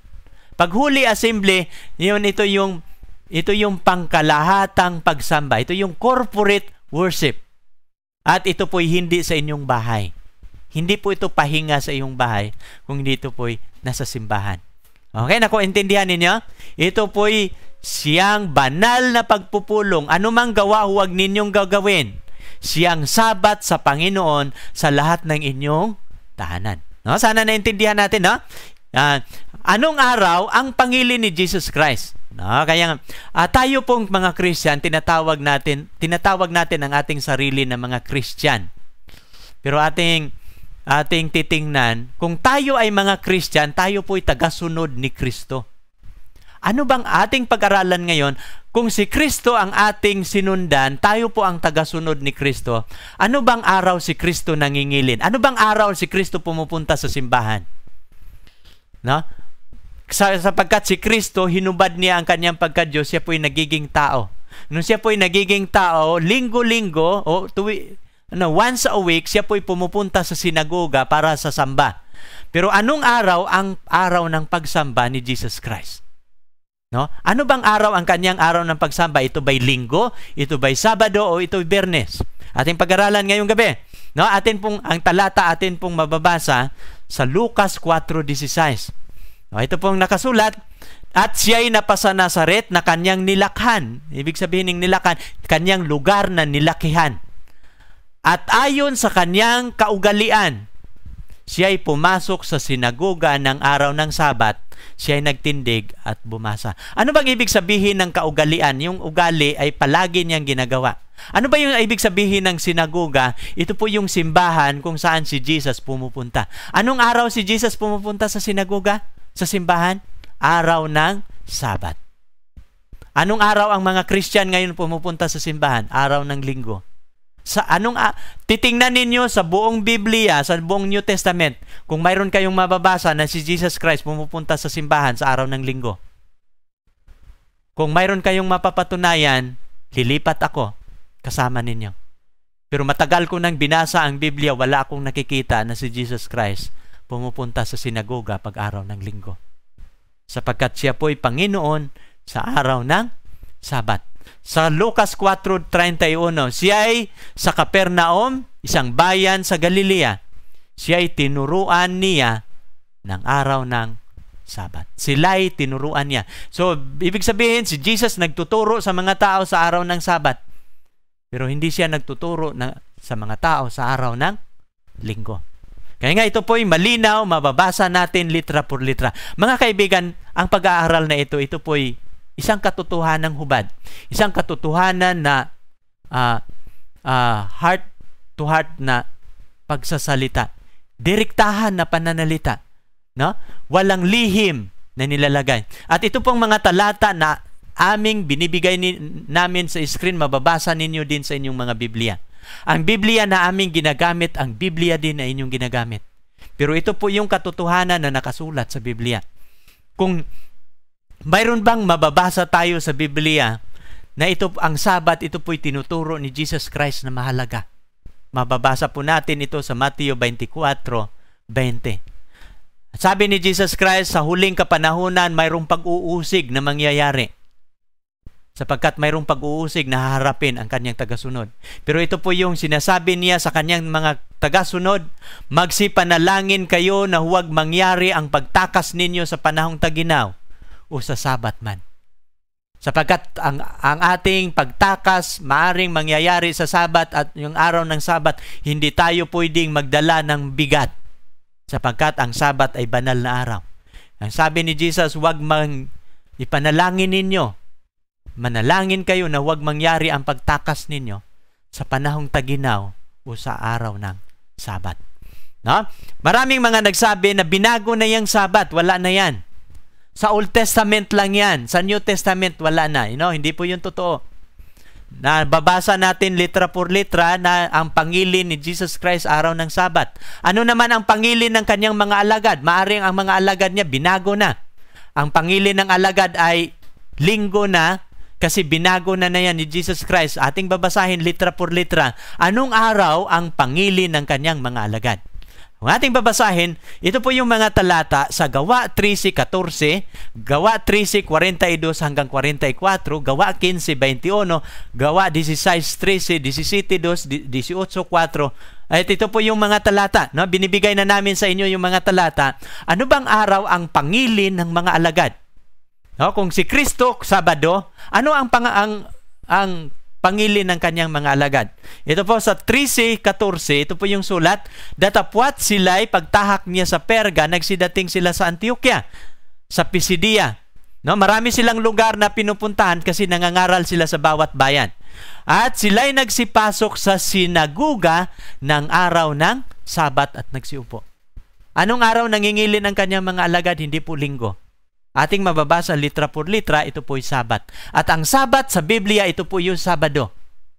No? Mapapatunayan natin yan sa maraming mga referensya. No?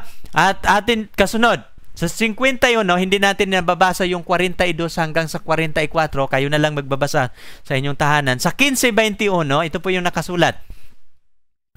Sapagkat si Moses mula ng unang panahon mayroon sa bawat bayan nangangaral tungkol sa kanya. Palibhasa binabasa sa mga sinagoga bawat Sabat. Ang aral ni Moses, ang aral ng mga sumisimba, nagbabasa ng Biblia, binabasa yan tuwing Sabat. Na? Ito pa, at ng araw ng Sabat nagsilabas kami sa labas ng pintuan sa tabi ng ilog at doon sinapantahan naming may panalanginan.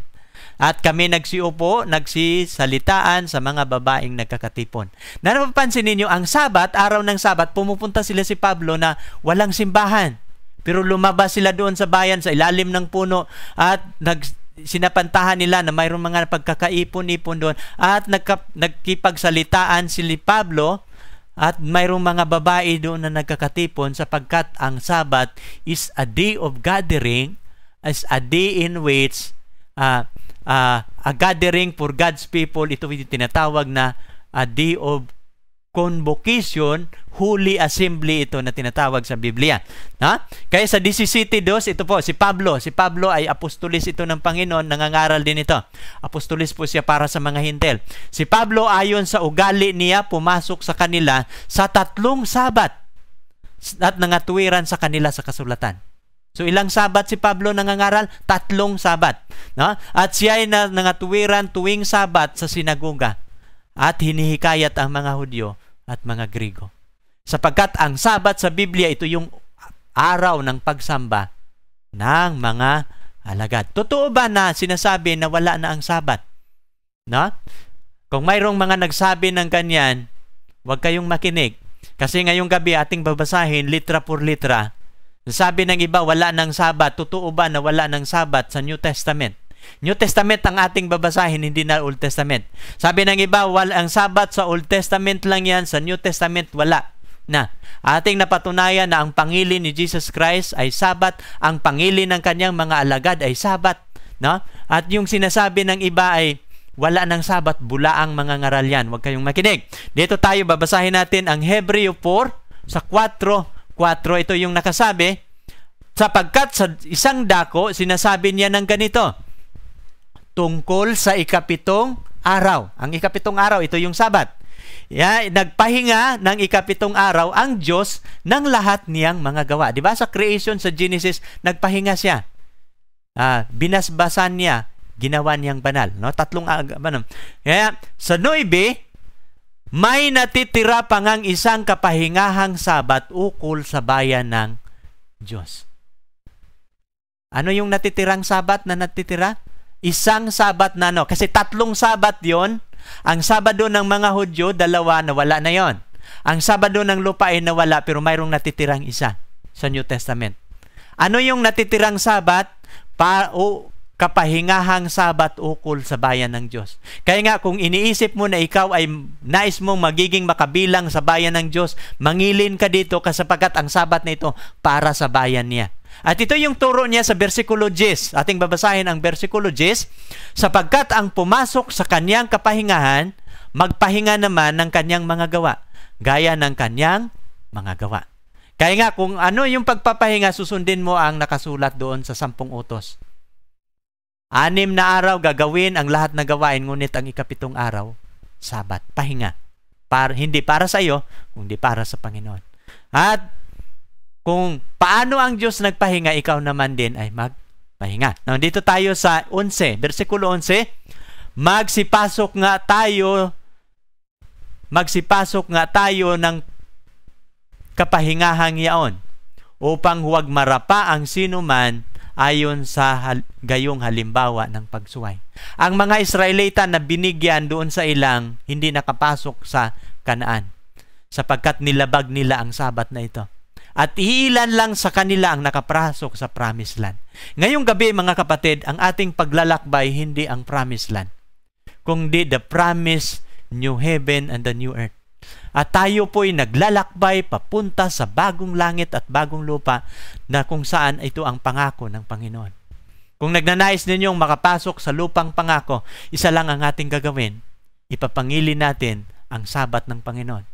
Sapagkat sino mang lumaglapas tangan dito ay walang pagsalang, makakatanggap ng kanyang parusa. Dito tayo sa katapusan at dito po tayo magtatapos.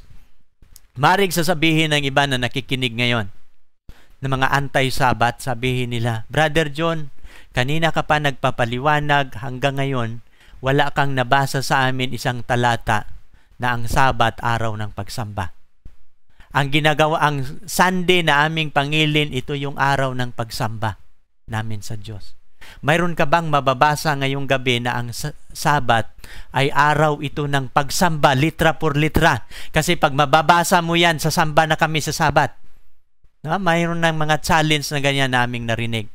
Pero ngayong gabi, kahit bubuklatin mo ang iyong Biblia, aming ipapabasa sa inyo na ang araw ng Sabat, ito po'y araw ng pagsamba. Atin po itong mababasa sa Isaiah 66, versikulo 22 at saka 23. Ang pangako ng Panginoon, hindi ang lupang ito, kundi ang bagong langit at bagong lupa. At kung makapunta ka doon, sasamba ka sa kanyang harapan. Ito po yung tala Sabi niya sa 22, sapagkat kung paano ang bagong langit at ang bagong lupa na aking lilikhain, mananatili sa harap ko, sabi ng Panginoon. Gayon, mananatili ang inyong lahi at ang inyong pangalan. Anong sabi ng Panginoon? Kung paano ang bagong langit at bagong lupa na kanyang gagawin, mananatili ito, hindi na ito lilipas. Ganon ang inyong mananatili ang inyong lahi at ang inyong pangalan, kasi ang mga tao doon wala ng kamatayan. At sa 23, at mangyayari. Anong sabi niya dito sa 23? Mangyayari na mula sa bagong buwan hanggang sa panibago, at mula sa isang sabat hanggang sa panibago, paruroon ang lahat ng mga tao upang sumamba sa harap ko, sabi ng Panginoon. Napapansin mo ba yung talata, kaibigan? No?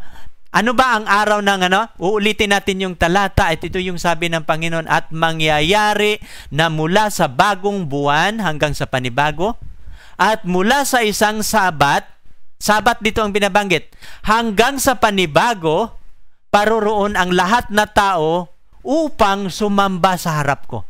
May marumbang tayong mababasa na sasamba sa harap niya? Mayroon po, litra por litra. Anong araw? Sabat. Mula sa isang sabat hanggang sa panibago. Ngayon ating ipapaliwanag ito. Ano itong bagong buwan? Mula sa bagong buwan hanggang sa panibago. Ano pong ibig sabihin yan? Sa bagong langit at bagong lupa, yung kahoy ng buhay na nangdoon sa Garden of Eden, ilalagay ng Diyos sa bagong langit at bagong lupa. At yung kahoy ng buhay, mamumunga po yan monthly. Nakasulat sa Apokalipsis 22 na ang punong kahoy ng buhay namumunga ng 12 iba't ibang uring bunga na namumunga bawat buwan. So kung mamumunga siya bawat buwan, buwan-buwan din natin kakainin. Magkakaroon ng pag-harvest sa punong kahoy ng buwan, punong kahoy ng buhay monthly. At monthly ito natin kakainin sa harapan ng Panginoon, sapagkat ito yung magsusustain sa atin sa buhay na walang hanggan. Sapagkat ang tao walang immortality sa kanyang buhay. Ang kanyang immortality external, no? Ang ating immortality sa pagkain natin ng kahoy ng buhay at sa pag-inom ng tubig ng buhay. No? Kaya nga monthly kumakain tayo. At every Sabat sasamba tayo sa harapan ng Panginoon. Sana mga kaibigan, alam namin na inyong naunawaan. Malinaw ang ating talakayan ngayong gabi at alam ko na inyong naunawaan. Maaring sa talakayang ito ay iyong unang pagkakataon na iyong napakinggan. Pero pakinggan mo ito, maaring ang ating pag-aaral natin ngayong gabi ay gagawin mo itong comparative study. Pakinggan mo din ang ibang turo ng inyong relihiyon. Paano nila itinuturo ang Sabat? Paano nila sinisira ang Sabat ng Panginoon? At sa paglagay ko, ang ating presentation ngayon, hindi ito masisira sapagkat ito po'y nakasulat litra por litra sa Biblia at ito po'y katotohanan. Mga kaibigan, maraming mga relihiyon na sinisira nila ang batas na ito. Pero kung susundin mo ang 10 utos ng Diyos at alam ninyo kung bakit, anong dahilan na ang inyong mga pastor, ang inyong nangangaral na nagtuturo sa inyo sa Biblia, hindi ito tinuturo. Sapagkat kung susundin nila ito, mababago ang kanilang relihiyon. Sa halip na linggo, magiging Sabado. Pero ngunit ito po'y katotohanan na hindi mababago. Sapagkat ito po'y nakasulat sa Biblia, litra por litra. At nais kitang ipanalangin ngayong gabi. At sa aming panalangin, kung ito'y nadadama mo na ito'y katotohanan, ipangilin mo ito. Sapagkat mayroong kaligtasan na napapaloob dito.